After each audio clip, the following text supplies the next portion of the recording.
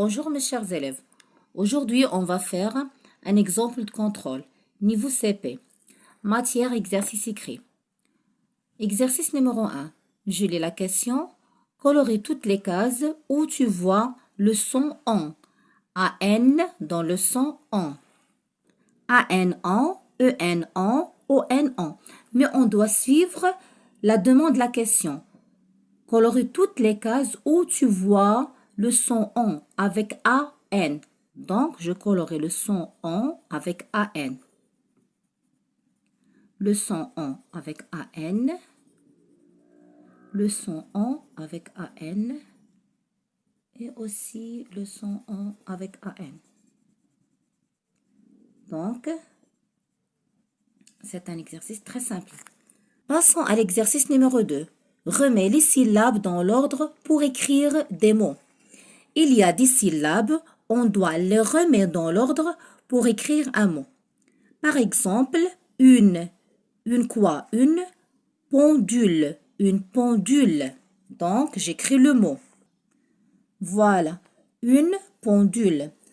Deuxième mot, des quoi? Des sandales, des sandales.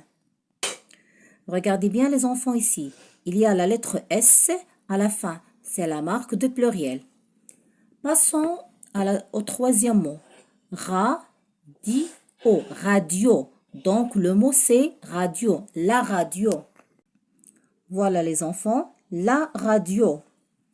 Passons à l'exercice numéro 3. Écris un, une ou des devant les mots.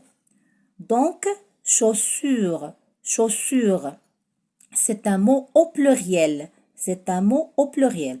Donc, j'utilise le déterminant des. J'utilise le déterminant des. Girafe. Girafe. C'est un nom singulier. Singulier féminin. Donc, j'utilise le déterminant une. J'utilise le déterminant une. Comme vous voyez les enfants, des chaussures. Des chaussures. Donc, le mot pluriel, j'utilise le déterminant des. Ici, une girafe. Une girafe. Le mot féminin, singulier, donc j'utilise le déterminant une. J'utilise le déterminant une pour les noms féminins singuliers. Passons à l'exercice numéro 4. Remplace le sujet par il, elle, il avec S ou elle avec S. Je lis la phrase. Henry habite là. Henry habite là. Où est le sujet dans cette phrase? C'est Henry. Donc, je remplace Henry par un pronom personnel. Où est le pronom personnel qui remplace Henry? C'est il. Il remplace le sujet. Donc, il habite là.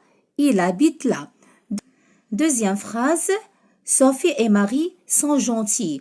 Sophie et Marie, ce sont des noms féminins. Ce sont des noms féminins. Donc, j'utilise quel pronom personnel? J'utilise le pronom personnel elle. Elle avec S. Elle avec S. Parce qu'il y a deux sujets. Parce qu'il y a deux sujets. Sophie et Marie. Donc, j'utilise le pronom personnel elle avec S. Voilà les enfants.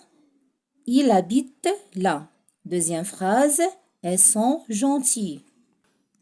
Passons à l'exercice numéro 5. Je lis la question. Mets les mots suivants au pluriel. Je lis le mot et je le mets au pluriel.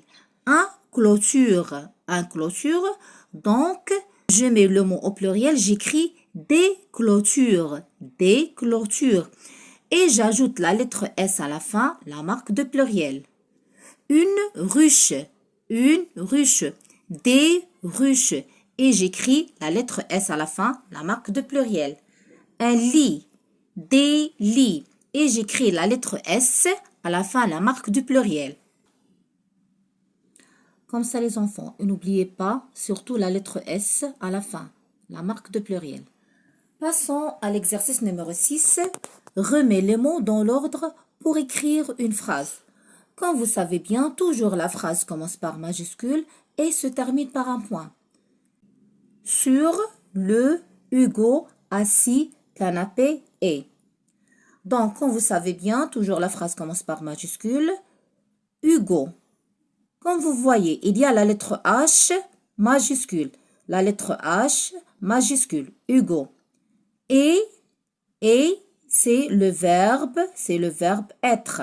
Et assis sur le canapé. Il y a ici le point. C'est, donc quoi? C'est la fin de la phrase. Je répète une autre fois. Hugo est assis sur le canapé. Voilà mes chers élèves. Hugo est assis sur le canapé. Comme vous savez bien, la phrase commence toujours par majuscule et se termine par un point. Et la phrase, toujours, c'est un ensemble de mots qui donne un sens. Merci mes chers élèves.